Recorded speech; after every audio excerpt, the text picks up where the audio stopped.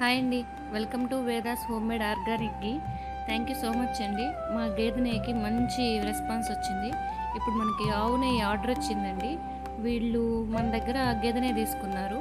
మన క్వాలిటీ నచ్చి ఆవు నెయ్యి కావాలని చెప్పారండి. కానీ మనకి ఇక్కడ ఆవు పాలు దొరకడం కొంచెం కష్టమండి. Sorry for the late.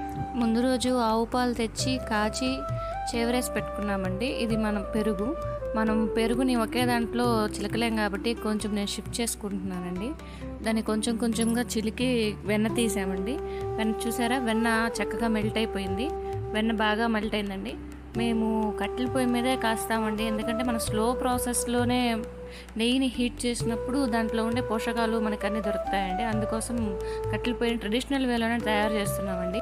ఎంత మంచి కలర్ వచ్చిందో అండి. సువాసన కూడా చాలా చక్కగా వస్తుంది. మేము ఆవు నెయ్యిలో కానీ గేదె నెయ్యిలో కానీ తమలపాకులు వాడతామండి.